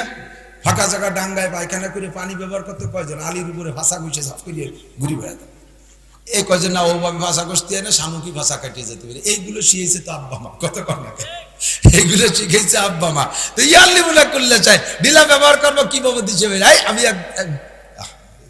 কব নাকি কই না, উপাধি কব না, ভালো একজনের বাড়ি লজিং থাকতাম ছোটবেলায়। তো আমি তো এখনো যেরকম ছোটবেলার থেকে একটু চাঞ্চল্য ছিলাম। তো হুজুর কইছে যে তোমরা যারা লজিং থাকো, লজিং এর ভাত খাও, তা লজিং এলাকে কিছু শিখাবা না? হ্যাঁ শিখেবো। তা আমি শিখানো শুরু করছি, অনেক কিছু শিখেছি। তার মধ্যে আমার লজিং এলার কইছি এই পায়খানায় যান কুলুক নেন না কেন? তো কুলুকই চেনে না, কুলুক কি? আমি দিবালি কুলুক। মাঠের থেকে শেষ মতো টিস্যু মিশু ছিল না আমাকে ছোটবেলায়, মাঠের থেকে ঝুড়ি ভরে আমি ওই ডেলায় নিয়ে রেখে দিতাম। তাই উনি পায়খানায় রওনা দিয়েছে, সেই সময় ওনারা 3টে ধরাই দিছে। কয়ে তো দিতে পারিনি যে কিভাবে ব্যবহার করতে হবে, এর অতটা কওয়া যায় নাকি? এত বড় একটা বয়সী মানুষ যদি কুলুক ব্যবহার করা না জানে, তাহলে তাদের কি শিখবে? হাতে ধরাই দিছে, এইটুকু যথেষ্ট। উনি পায়খানায় যে কুলুক 3টে সামনে থুয়ে ওনার আগের নিয়মে কাম কাজ সেরে টেরে চলিয়েছে। পরে আমি গেছি যে সে কুলুক ফেরেস, তার গায়ে কিছু নাই, পরিষ্কার। আইসে করলাম যে ভাই জানতে এই কুলুক তো ব্যবহার করেন নাই। ও কিভাবে কি হতো আমি তো জানি না। আমি তো মনে হচ্ছে ওই যে গায়ে গায়ে পায়খানার পোকা মারতে হয়। আব্বা মা আমাকে শিখাইছে কুলুক করা, নবী আমাদেরকে শিখাইছে প্রথম কুলুকটা সামনের থেকে পিছনের দিক, দ্বিতীয়টা পিছনের থেকে সামনের দিক, তৃতীয়টা সামনের থেকে পিছনের দিক। নবী শিক্ষা দিয়েছেন মহিলারা জীবন ভরে সব কুলুকগুলো প্রথমটা সামনের থেকে পিছনের দিক, দ্বিতীয়টা পিছন থেকে সামনের দিক, আর তৃতীয়টা সামনের থেকে পিছনের দিক। পুরুষরা শীতকালে একরকম, গরমকালে আর এক রকম। শীতকালে প্রথমটা পিছনের থেকে সামনের দিক, দ্বিতীয়টা সামনের থেকে পিছনের দিক, তৃতীয়টা পিছন থেকে সামনের দিক। মহিলারা 12 মাস কাল প্রথমটা সামনের থেকে পিছনের দিক। এগুলো নবী আমাদেরকে শিক্ষা দিয়েছেন। লুকমা মুখে দেব কিভাবে তা শিখাইছে, দস্তারখান বিছাবো কিভাবে তা শিখাইছে, শিখাইতে শিখাইতে স্ত্রীর সাথে গল্প করব কিভাবে তা শিখাইছে, স্ত্রী মিলন করবে কিভাবে তা শিখাইছে। আর নবীও মিসলুল ওয়ালিদিনি ওয়ালাদিহি ইউআল্লিমুনা কুল্লা শাই।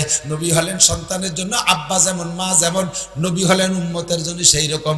এই জন্য ছোট বড়, ঢিলা, কুলুক, মোজদারি সবকিছু শিখাইছে। কথা বলেন ঠিক ঠিক না? আল্লাহু আকবার। ও বন্ধুরে কাছে আমার নবী সবচেয়ে বড়। এবার আমার নবীর কিতাব খান খান ছোট, কয় যদিও কিতাব খান দেখতে ছোট কিন্তু ওর পেট অনেক বড়। 1 বস্তা ডোব ভরা তুলো, 1 বস্তা কাপাস তুলোর দাম বেশি না 1 মুঠ স্বর্ণের দাম বেশি? কতক্ষণ? আরে আসমানি কিতাব আগের গুলো যেগুলো সব ডোব বড় বড় বড় তুলা, আর আমার নবীর কিতাব যদিও কোরআনে কারিমে ছোট, 1 মুঠ ভরা স্বর্ণ। জোরে করে আল্লাহু আকবার। 1-এর মধ্যে 10, 1-এর মধ্যে 104। এই কোরআনের ভিতরে 104 খানা আসমানি কিতাবের ইলম আছে। আমার নবী বলেন উতিতু ইলমাল আউয়ালিন ওয়াল আখিরিন। আল্লাহ আমাকে আগে ও পিছের সমস্ত ইলম দান করেছে, মাধ্যম হলো আল কোরআন। যদিও কিতাব ছোট 6666 আয়াত, যদিও পারা মাত্র 30টা, যদিও সূরা মাত্র 114টা, তবে এর এক একটার মধ্যে বস্তা ভরা ইলম আছে। কথা কোন ঠিক না? আমি তার ভিতরে থেকে সূরা ফাতিহা পড়েছি। আমার সাথে যদি একবার আপনি পড়েন, আল্লাহর কসম এক্ষুনি আপনার নামে জান্নাতের মধ্যে 7 তলা একটা দালান হইয়া যাইবে। আমার সাথে পড়বেন, পড়বেন, একটা দালান বানাই ফেলি। বিসমিল্লাহির রহমানির রহিম, আলহামদুলিল্লাহি রাব্বিল আলামিন, আর রহমানির রহিম, মালিক ইয়াউমিদ্দিন, ইয়্যাকা না'বুদু ওয়া ইয়্যাকা নাস্তাঈন, ইহদিনাস সিরাতাল মুস্তাকিম, সিরাতাল্লাযীনা আন'আমতা আলাইহিম, গায়রিল মাগদুবি আলাইহিম ওয়ালাদ-দাল্লিন। আমিন। নিঃশ্বাস ছেড়ে ছেড়ে পড়ছেন না? নামাজের মধ্যে এই আমিনটা ইমামের পিছনে জোরে বলবেন না। নামাজের মধ্যে ইমাম সাহেবের কিরাত যদি শোনা যায়, জেহরি কিরাত, ফজর, মাগরিব, ইশা, এই 3 ওয়াক্তে ইমাম সাহেব ওয়ালাদ দাল্লিন বলে ছেড়ে দিলে এরপরে আমরা আমিন বলবো, তবে আস্তে না জোরে, আস্তে না জোরে, আস্তে বলবেন, আস্তে বলবেন, জোরে বলবেন না। কিছু কিছু পোলাপান আহলে হাদিসদের কাছ থেকে 2-4 দিন বই পড়িয়ে পুরন নামাজকে একদিন বাপদাদা যা পড়ছে সব ভুল। হাটাজারি হুজুর নামাজ পড়তে দিশে পায় না, সদর সাহেব দিশে পায়নি, যশোর হুজুর, সুটপার হুজুর, কে নামাজ হয় না, শামসুল হক সাহেব হুজুরের নামাজ হয় না, ওকে কবে বেটার খালি হয়। এই যে পাঙ্কুর দলে এক দরজার নামছে, কোরআন শরীফটা শুদ্ধরি পড়তে পারে না, জ্বালায় খাচ্ছে। কত জ্বালা চিন্তা করতে পারেন। হেজবুত তাওহীদ আইছে এক পাঙ্কু সেলিম, হেজবুত তৌহিদের বাঙ্কু সেলিম আছে না? হ্যাঁ, এই যে তার বগল এসছে, দাড়ি ছোট, বগলও ভালোই বড়। দেখলেন কি রে, আন্দাজ করা যায়। 40 দিনে বগল যাটুক, তার দাড়ি কোনোদিনও তার চেয়ে বড় হলো না। সে একটা ইসলামী দলের নেতৃত্ব দেয়। যুবক, যদি ইমান বাঁচাইতে চাস, হিজবুত তাওহীদের এই পাঙ্কুর দলে যাওয়া যাবে না। কথা কন, এর দলে কেউ যদি যাইতে যায়, তার উপযুক্ত ভাবে বুঝাবি, ডেকে নিয়ে আসবি আমাদের কাছে। চল যায় নাসির হুজুরির কাছে, চল যায় শামসুল হক সাহেব হুজুরির কাছে। দেশের হুজুররা যদি না যায়, তাহলে তোর সাথে আমি যাবো। একটু কোয়া যাবে না? দুকাবাজ, ফকুবাজ। আমিন বলবেন আস্তে, তবে এখন জোরে বললাম, এখন তার নামাজের মধ্যে এখন জোরে বলাইছে। আমি যে পদ্ধতিতে পড়ছি, নামাজ জোরে পড়েন কিরাত আর আস্তে পড়েন, ইমামতি করেন আর সুন্নত নামাজ পড়েন বা একা একা পড়েন। সূরা ফাতিহার প্রত্যেকটা আয়াত কাটি কেটে পড়বেন, প্রত্যেক আয়াত পড়ে নিঃশ্বাস ছেড়ে দিবেন, আস্তেও যদি পড়েন। কারণ আপনার নামাজ হলো মেরাজুল মুমিনিন, আল্লাহর সাথে গল্প। নামাজ হলো আল্লাহর সাথে গল্প। হযরত আলী রাদিয়াল্লাহু তাআলা আনহু বলেন, আমার যদি আল্লাহর সাথে গল্প করতে মনে চায়, তখন আমি টের পাই। কিভাবে টের পাই? তখন আমার নামাজের নেশা হয়, নামাজের নেশা হয়। আর নামাজে যাই, তার মানে আল্লাহর সাথে গল্প করি। আর এবার আল্লাহ আমার সাথে গল্প করার ইচ্ছা করছে, এটা আমি টের পাই, এটা আমি টের পাই। কিভাবে? যখন আল্লাহ আমার সাথে গল্প করার ইচ্ছা পোষণ করছে, আমি টের পাই। আমার ভিতরে তখন কোরআন শরীফ তিলাওয়াত করার শখ হয়। আর কোরআন কার কালাম? কোরআন কার কালাম? কোরআন পড়ি মানে আমি আল্লাহর সাথে গল্প করি, নামাজ পড়ি মানে আল্লাহর সাথে আমি গল্প করি। তাহলে নামাজ গল্প মানে কি? একা একা কিছু পড়া রেখে গল্প করে নিব। একজন একা একা বসে রয়েছে, কি আরিস, যে একা একা গল্প হতেছে। সব তো একা একা করা যায়, গল্প কি একা একা করা যায়? গল্পতেই তো কমপক্ষে একজন শ্রোতা হলেই তো লাগবে। তো একা একা গল্প, নামাজের মধ্যে একা একা গল্প করা যায় না। আল্লাহ তোমার সাথে গল্প করে। কিভাবে? আপনি একটা আয়াত পড়ে ছেড়ে দেবেন, আল্লাহর সাথে সাথে একটা জব দেয়, আল্লাহ একটা জব দেয়। যদি আল্লাহরে আপনি জব দেওয়ার সুযোগ দেন, তাহলে আপনার নামাজ কবুল হলো বলে বুঝবেন। যখন পড়বেন আলহামদুলিল্লাহি রাব্বিল আলামিন, সমস্ত প্রশংসা আল্লাহ রাব্বুল আলামিনের, ঠিক না? এ কথা বলার সাথে সাথে আল্লাহ কয় হামিদানি আব্দি, আমার বান্দা আমার প্রশংসা, পরম করুণাময় দয়াবান আমার আল্লাহ। বলার সাথে সাথে আল্লাহ কয় আসনা আলাইয়া আব্দি, ও চমৎকার, আমার বান্দা আমাকে উপযুক্ত প্রশংসা করেছে। এটারও একই মানে। 3 নম্বরে যখন বলবেন মালিক ইয়াউমিদ্দিন, বিচার দিনের মালিক আমার আল্লাহ। জোরে বলেন, বিচার দিনের মালিক কে? যুবক, বিচার দিনের মালিক কে? তোমার এলাকার প্রেসিডেন্ট, তোমার এলাকার চেয়ারম্যান না, তোমার এলাকার মেম্বার না, বাংলাদেশ হাইকোর্টের বিচারপতি না, প্রেসিডেন্ট প্রধানমন্ত্রী না, জাতিসংঘের মহাসচিব না, ওই জো বাইডেন ডোনাল্ড ট্রাম্প না, এরা কেউ বিচারপতি না। বিচারপতি, বিচার দিনের মালিক আমার আল্লাহ। এই কথা বলার সাথে সাথে আল্লাহ পাক জবাব দেয় কি কইয়া? আল্লাহ কয় সাদাকা আব্দি, আমার বান্দা সত্য কথা বলেছে, বান্দা সত্য কথা বলেছে। এরপরে বলবেন ইয়াকা না'বুদু ওয়া ইয়াকা নাস্তাইন, আল্লাহ ইবাদত তোমারই করি, যা করি ইবাদত কার জন্য? একটু বলেন কার জন্য? নামাজ পড়েন কার জন্য? রোজা রাখেন কার জন্য? টুপি দাড়ি কার জন্য? দান খয়রাত কার জন্য? মসজিদ মাদ্রাসা কার জন্য? তিলাওয়াত করেন কার জন্য? তাবলীগ সরমনাই কার জন্য? এগুলো সব আল্লাহর জন্য করবেন। আল্লাহ কয় বলা ইউশরিক বি ইবাদাতি রাব্বিহি আহাদা, ইবাদতের মধ্যে আল্লাহর সাথে কেউ শিরিক করবে না। এদিকে দিক বুঝতে হবে, এদিক তাকান, চলে আইছি জায়গা মতো। ইবাদতের মধ্যে আল্লাহর সাথে শিরিক করলে 1 পয়সারও নেকি হবে না। মসজিদ করে দিয়ে নেম প্লেট লিখে দেয় বাপের নামে নিজের নামে, 1 পয়সারও নেকি হবে না। কয় যে মসজিদ মসজিদ আল্লাহর রাস্তাতে নাম লেখছো, কয় থাকবে যুগের পর যুগ মানুষে দেখবে যে আমার বংশে এরকম একজন লোক মসজিদ করে দিয়ে গেছে। ওই লোকেই দেখবে, তুমি কিছু পাবা না। স্টেজে এই পাশে একটা চেয়ার খালি রয়েছে, এই চেয়ারে কেউ বসেন, হুজুর উঠে বসেন, কয় না ওটা হলো সভাপতি চেয়ার। সভাপতি কো? কয় রাগ হয়েছে, আসবে না। কে রাগ হয়েছে? কে? কয় যে উনি এবার হজ করে আইছে, আমরা পোস্টারে আল হাজ লেখি নেই। উনি এবার হজ করে আইছে, আল হাজ লেখি নেই, এই জন্য রাগে গরম।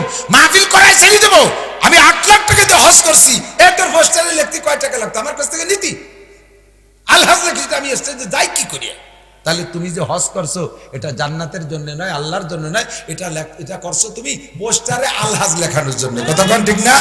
এই ইবাদত হয়ে গেছে, কিন্তু এটা শিরিক বিল ইবাদত, শিরিক হয়ে গেছে আল্লাহর সাথে মাখলুকের প্রশংসা পাওয়ার। মাখলুকের, আমি মাওলানা নাসির বয়ান করতেছি, আমার উদ্দেশ্য থাকবে আপনাদের কিছু হিদায়াতি কথা শেখানো, যে কোনো ভাবে। তবে প্রত্যেকের কথার বাচন ভঙ্গি আলাদা, যে যে কৌশল করে পারে মানুষের বসা রেখে, কেউ গজল গাই পোষায়, কেউ আল্লাহ কণ্ঠ দেশে সুন্দর কিরাতে টান দিলি সবাই বসে পড়ে। আল্লাহ তাআলা আমার এই কৌশল দিয়েছে, এই ভাষা দিয়ে আমি বসাইয়া বান্দাকে ফাঁকে ফাঁকে কিছু দেওয়ার চেষ্টা করি। আমি যদি এই উদ্দেশ্য থাকে যে আজকে বয়ানের পরে মানুষে বলবে হুজুর আজকে ফাটাফাটি বয়ান করছে, চমৎকার আন্তর্জাতিক খ্যাতি সম্পন্ন, আমাদের হুজুরির মতো হুজুর হয় না, দেশি মালে বেশি স্বাদ, এই জন্যই তো বিদেশি চাইতে আমাকে দেখি, এই প্রশংসার লোভ করব। আমার বয়ানে আপনারা হিদায়াত পেয়ে জান্নাতে যাবেন, আমি খালি হাত শূন্য হাত কিচ্ছু পাবো না। আমার এই বয়ান বক্তৃতা শিরিক ফিল ইবাদত হয়ে গেছে, আমার বয়ানে কোনো নেকি নেই। আপনি তো দাড়ি রাখতেন না, এখন দাড়ি রাখছেন কেন? কয় বুড়ো বয়সে দাড়ি না রাখলে মানসি কি কয়, এই মানসি কি কয় যে দাঁড়িয়ে রাখছে, আল্লাহর জন্য রাখে নাই। আগে তো নামাজ পড়তেন, এখন যে পড়েন কয় যে নামাজ না বলছে বাড়ি বউ সালমের জ্বালা টিকতে পারি না, এই জন্যই আইছি। তাহলে এই নামাজ পড়তেছে বউ সালমের কাছে টিয়ার জন্য, আল্লাহর জন্য না। কতক্ষণ না কেন, ঠিক না? তবলিগে গেছি, চিল্লা দিছি, মাসিক চিল্লা, বাৎসরিক চিল্লা, হুজুর গেল আগে কোন সাগে, মৌলবীরা খালি পরের বাড়ি বসে পরের ভাতে বাগুন দিয়ে খায়, পাঁচতলা দালানেটা হটায় দেয়, আমরা টিফিন কারি বলে দিয়ে দেয়, জায়গায় বসে খায় গাদা মারিয়ে। হুজুর গেল আগে কোন সাগে, আমি বিটা বাসে বাৎসরিক চিল্লা দিই, 3 চিল্লা দিছি। দেশ তো গল্প মারো কায়, দেশ তো কিচ্ছু পাবে না, কোনো নেকি হবে না। এটা তুমি মৌলবীকে হারানোর জন্য, নিজে আমির কলানোর জন্য দেশ, কোনো নেকি হবে না। যাহা করবো ইয়াকা নাবুদু, তবলিগ করবো কার জন্য? চরমোনায় যাব কার জন্য? পীরের কাছে যাব আল্লাহর জন্য, মসজিদ করবো আল্লাহর জন্য। দান করে আমার নামটা কলো না, জীবনে টাকা দেবো না, তাই নাকি? আমার নামের দরকার নেই, কামের দরকার, ঠিক না? এই কথাই আপনি বলছেন ইয়াকা নাবুদু ওয়া ইয়াকা নাস্তাইন, ইবাদত তোমারই করি আল্লাহ, সাহায্য তোমার কাছে চাই। হে আমার দেশবাসী বলো, সাহায্য কার কাছে? দুনিয়ার কোন মানুষ সাহায্য করতে পারে না, সাহায্য করবে একমাত্র আল্লাহ। আমি জানি না আমার কি লাগবে, আমার আল্লাহ জানে, ঠিক কি ঠিক না? আমার কি প্রয়োজন এটা আমি জানি না। একটা মেশিনের কি পার্টস পাতি লাগবে এটা মেশিনে জানে না। কোন জায়গায় তেল লাগবে, মোবিল লাগবে, নাট লাগবে, বল্টু লাগবে, অসার লাগবে, কি লাগবে, যা লাগবে এটা মেশিনে জানে না। মেশিন যে বানায় সেই ভালো জানে। আমি একটা মানুষ নামের মেশিন, আমার কোন জায়গায় কি লাগবে এটা আমি জানি না, আমার আল্লাহ জানে। এই জন্য আল্লাহরে কইলাম, আল্লাহ তুমি আমাকে সাহায্য করো। এই আয়াত পড়ার পরে আল্লাহ জবাব দেয়, হাজা বাইনি ওয়া বাইনা আবদি ওয়ালি আবদি মা সাআলা। এই আয়াতটার ভিতরে দুইটি অংশ, অর্ধেক আমার আর অর্ধেক আমার বান্দার। আমারটুকু আমি পাইছি, আমার বান্দারটুকু বান্দারে দিয়ে দিলাম। কন্যা সুবহানাল্লাহ। তাহলে একটা একটা করে আয়াত পড়লে আল্লাহ এই জবাবগুলো দেয়। আর এক নিচে তো সব আয়াত পড়ি বলি তো আল্লাহ কত সময় পায় না, দ্বিতীয় সুযোগ পায় না, ঠিক না? শুরু পড়বেন এইভাবে। এরপরে আল্লাহকে বললেন, আল্লাহ তোমার কাছে সাধারণভাবে চাইছি, যা দরকার সব দিবা, তবে আমার একটা দাবি আমি বলবো আমার একটা দাবি। আল্লাহ কয় বলো, ভাই ইহদিনাস সিরাতাল মুস্তাকিম। আল্লাহ বাংলাদেশে দলের অভাব নাই, খালি দল আর খালি দল, হুজুরি মিল নাই।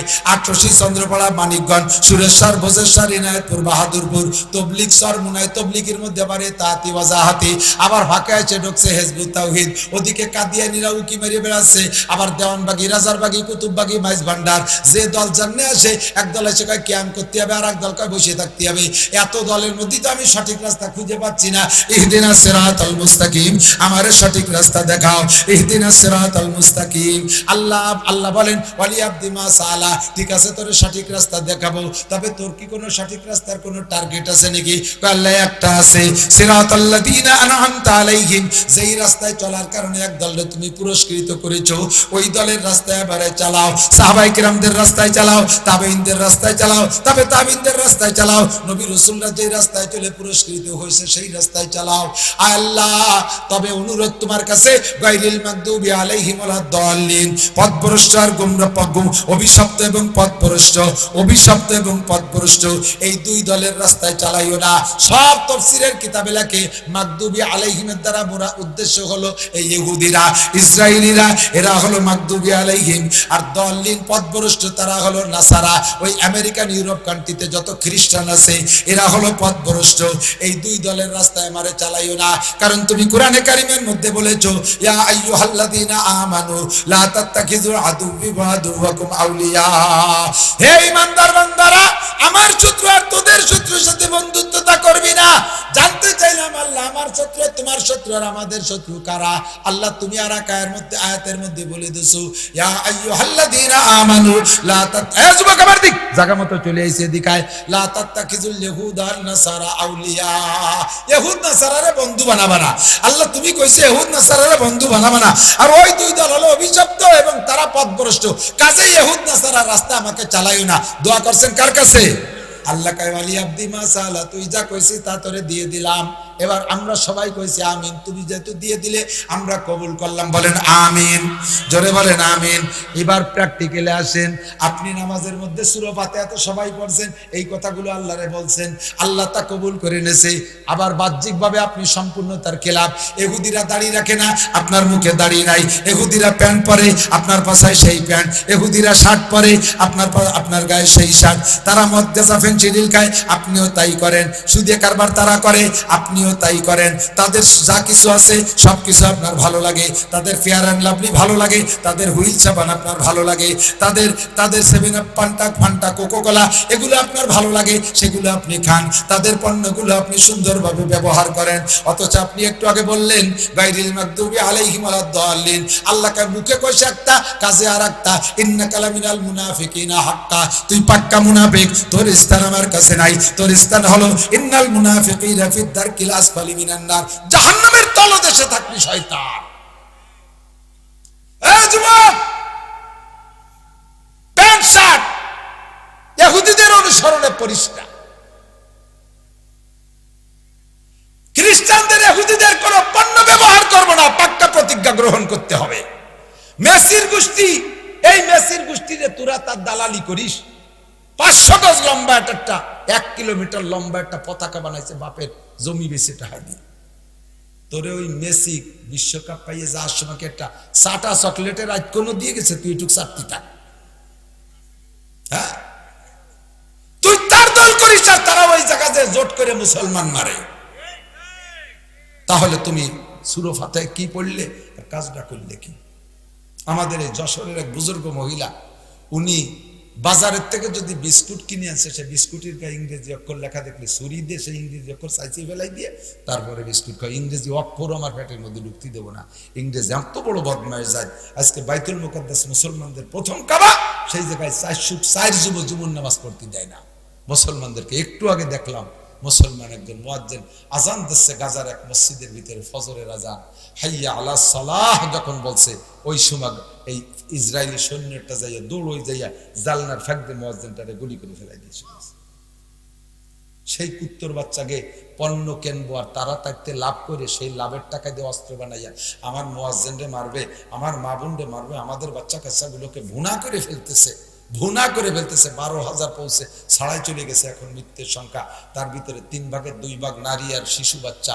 আমাদের কাছ থেকে ব্যবসা করে নিয়ে তারা সেই টাকা দিয়ে অস্ত্র বানাবে। আমরা এই সুযোগ দিতে রাজি? কথা বলেন রাজি? ফেয়ার অ্যান্ড লাভলি মহিলারা ব্যবহার করবেন না, হুইল সাবান ব্যবহার করবেন না, লাক্স সাবান ব্যবহার করবেন না। আরো খোঁজেন, বহুত পণ্য আছে, শ্যাম্পুর ভিতরে আছে, লোশনের মধ্যে আছে, তারপরে পানীয়র মধ্যে আছে। প্রাণ কোম্পানির কিছু ব্যবহার করবো না, কিনলে পানি ব্যবহার করবো না। ফ্রেশ পানি, ফ্রেশটা মনে আমাদের কোম্পানি, সে ফ্রেশটা দেশি কোম্পানি। তারপরে RFL এর যত পণ্য আছে সবগুলো বর্জন করবো। আমি আল্লাহর কাছে ওয়াদা করছি, আমি তাদের দলভুক্ত হতে চাই না। প্র্যাকটিক্যালে যদি তার আমল না দেখে, তাহলে কিন্তু আপনাকে মুনাফিক সাব্যস্ত করা হবে। আল্লাহ তাআলা আমাদেরকে হেফাজত করে, জোরে বলেন আমিন। আজকে থেকে একটু পাক্কা প্রতিজ্ঞা গ্রহণ করা যাবে? কত যাবে ইনশাআল্লাহ যাবে। মরার আগে জীবনে একটা কিছু করে যান। আমি মাঝে মাঝে বলি, ইব্রাহিম আলাইহিস সালামের আগুন নিবানোর জন্য ব্যাঙ্গে কি একটু পেশাব করে দিয়েছে, তাতে আগুনের কিচ্ছু হয় নেই, আগুনের কোনো ক্ষতি হয় নেই, ইব্রাহিম আলাইহিস সালামের কোনো উপকার হয় নেই, ফাঁকে ব্যাঙ্গের লাভ হয়ে গেছে। ব্যাংরে আল্লাহ 3টে পুরস্কার দিয়েছে। ব্যাংকের পেশাবে কোনোদিন কম পড়ে না। ব্যাংকের পেশাবে পবিত্র ঘোষণা দিয়েছে। আর ব্যাংকের যে সম্মান, একটা ব্যাংক খালি মেরে ফেলে একটা খাসি কাফারা দিয়ে দিতে হয়। তাই যদি হয় তাহলে ব্যাংরে এত বড় পুরস্কার দিলে আমরা মুসলমানের পক্ষ হইয়া, ফিলিস্তিন বাইতুল মুকাদ্দাসের পক্ষ হইয়া, ইহুদ নাসারাদের বিপক্ষে যতটুক করব, এই দূরি থেকে যাইতে পারবো না সেখানে, তবে যাওয়ার যদি গেট খুলে দেয় যাবেন। রাজি আছেন তো? ইনশাআল্লাহ রাজি আছে যুবক? রেডি যুবক? সবাই প্রস্তুত? আল্লাহ তাআলা কবুল করে বলেন আমিন। আল্লাহ কবুল করুক বলেন আমিন। কমপক্ষে আমরা দেশে থেকে যতটুকু পারি ততটুকু ক্ষতি করার চেষ্টা করব, ঠিক আছে না? ইনশাআল্লাহ। অর্থনৈতিক 10 টাকা দেবো, আল্লাহই করে। একটুক একটা পুতোর মতো একটা অস্ত্র মারে, তাই ঠেকানোর জন্য এর দাম হলো 300 রিয়াল, $300। এই যেটা মুসলমানরা যেটা মারে গাজা আলারা, এর দাম মোটে $300। ওই ডেরে ঠেকানোর জন্য 2 দিয়ে মারে ইসরায়েল আলারা, 2 এর দাম $1,20,000। তাহলে 300 টাকার হাতের থেকে বাঁচতির জন্য $1,20,000। এরাও খেপাচ্ছে, কোটি কোটি একটা মারতেছে, আর এভাবে বড় একটা মারিয়ে অর্থনৈতিক তো যাবে, তাদের ট্যাঙ্ক যাবে 60 লাখ 35 লাখ 40 লক্ষ টাকা দামের একটা মার্কাবা ট্যাঙ্ক, এরা এই সামান্যটা পুতোর মতো দিগুতো দিয়ে সব শেষ করে দিচ্ছে। অমা রমাইতা ইজ রমাইতা ওয়ালাকিন্নাল্লাহ রমা। এরা এই বোমাটা মারার সময়, এই পেট্রিয়ট ক্ষেপণাস্ত্র মারার সময় মুজাহিদরা আয়াত পড়ে, অমা রমাইতা ইজ রমাইতা ওয়ালাকিন্নাল্লাহ রমা। আমি যে মারছি এটা আমি মারছি না, আমার হাত দিয়ে মারছি, বাকি মারা হয়েছে কে? আল্লাহ। আল্লাহর শক্তি দিয়ে আমি মারছি। আর কাজেই সেইভাবে যে ক্ষতিও সেভাবে করতেছে। ইনশাআল্লাহ বিশ্বাস রাখেন, ইনশাআল্লাহ বিশ্বাস রাখেন, মনোবল আমরা এখান থেকে হারাবো না। আমরা এখান থেকে, আরে ইংল্যান্ড যেই ইংল্যান্ড আলা সম্পূর্ণ ইসরায়েলের পক্ষে, সেই ইংল্যান্ডে এই গতকালকে মিছিল হয়েছে মুসলমানদের পক্ষে, 8 লক্ষ মানুষের মিছিল হয়েছে ফিলিস্তিনের পক্ষে।